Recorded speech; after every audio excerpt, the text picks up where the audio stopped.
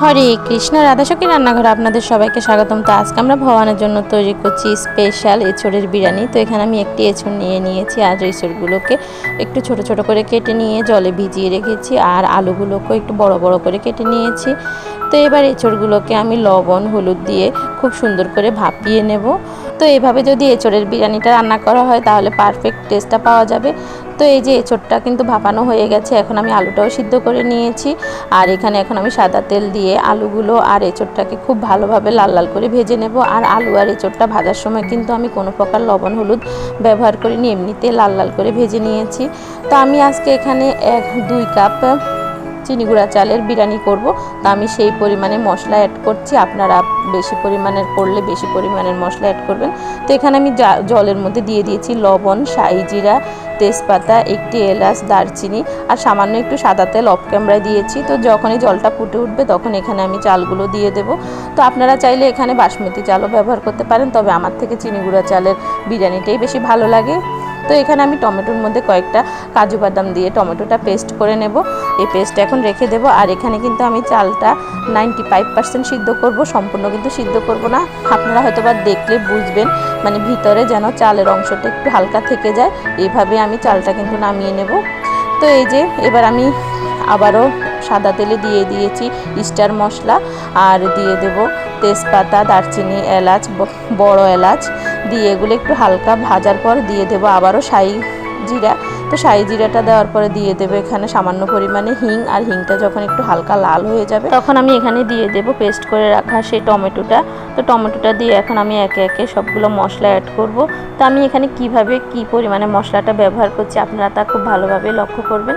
তো এখানে আমি দিয়ে দিয়েছি 1 চামচ আদা বাটা, দিয়ে দেব কয়েকটা কাঁচামরিচ কুচি, আর দিয়ে দেব হলুদের গুঁড়ো, শুকনো মরিচের গুঁড়ো, দিয়ে দেব পরিমাণ মতো জিরার গুঁড়ো, ধনিয়ার গুঁড়ো আর লবণ।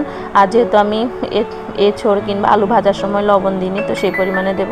তো এখন আমি দিয়ে দিয়েছি কাশ্মীরি লঙ্কার গুঁড়ো। তো এটি আপনারা দিলে ইচ্ছে, না দিলে মানে পারেন, সেটা আপনাদের পছন্দ মতো। আর এখানে আমি দিয়ে দিয়েছি বিরিয়ানি মশলা। আর কিভাবে পারফেক্ট বিরিয়ানি মশলা তৈরি করতে হয় তার একটি ভিডিও আমি নেক্সট কোনো ভিডিওতে দেব। যদি আপনারা মানে দেখতে চান তাহলে আমাকে অবশ্যই কমেন্টসে জানাবেন। তো এবার আমি খুব ভালোভাবে এই এঁচড়টা এবার রান্না করব। আর আমি এখানে ভেজে রাখা এঁচড় আর আলুটাও দিয়ে দিয়েছি মশলাটা খুব ভালোভাবে রান্না করার পর। তো যখনই এরকম একদম লেগে যাবে মশলাটা, তখন আমি এখানে দিয়ে দিয়েছি গরম জল পরিমাণ মতো। আর যেহেতু এখানে এঁচড় আর আলুটা কিন্তু মানে প্রায় সিদ্ধ, মানে আলুটা সিদ্ধ কিন্তু এঁচড়টা কিন্তু আধা সিদ্ধ হয়ে গেছে ভাপানোর সময়, তো এই জন্য জলের পরিমাণটা সেভাবেই দিয়েছি। তো যখনই এঁচড়টা পারফেক্টভাবে সিদ্ধ হবে তখন আমি এখানে দিয়ে দিয়েছি গরম মশলা গুঁড়ো। আর যখন এরকম শুকনো শুকনো হয়ে যাবে তখন আমি কিন্তু নামিয়ে নেব। তো এবার আমি এখানে একটি তাওয়ার মধ্যে যেই পাত্রে আমি বিরিয়ানিটা দমে দেব সেই পাত্রটা বসিয়ে দিয়েছি। আর এখানে আমি দিয়ে দেব সামান্য একটু ঘি। আর ঘিটা দিয়ে আমি মানে পাইপেনটাতে খুব ভালোভাবে কোট করে নেব। এরপর আমি এখানে সেই রান্না করে রাখা অন্নটা দিয়ে দেব। আর অন্নটা দিয়ে এখন আমি একটু একটু করে লেয়ার করব।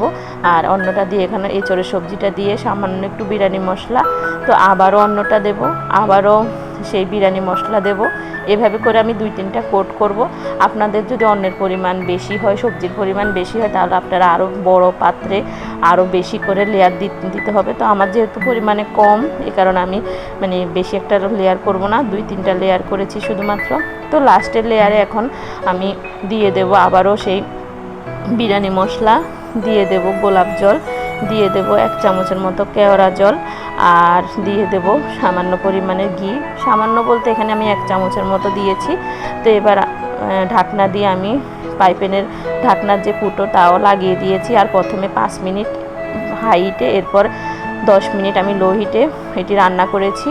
তো রান্না করার পরে এখন আমি খুব ভালোভাবে মিক্স করে নিলে তৈরি হয়ে যাবে আমার স্পেশাল এঁচড়ের বিরিয়ানি। আর এটি খুবই সুস্বাদু হয়। আপনারা একদিন এভাবে রান্না করে ভগবানকে অফার করবেন। আপনারা হয়তোবা এইভাবে অনেকে রান্না করেন, আর হয়তোবা অন্যভাবে রান্না করেন। তো এই যে রেডি হয়ে গেছে। তো এবার আমি এটি ভগবানকে অফার করেছি, আর সবাই মিলে আস্বাদন করেছি পরম সুস্বাদু কৃষ্ণপ্রসাদ। হরে কৃষ্ণ, ধন্যবাদ।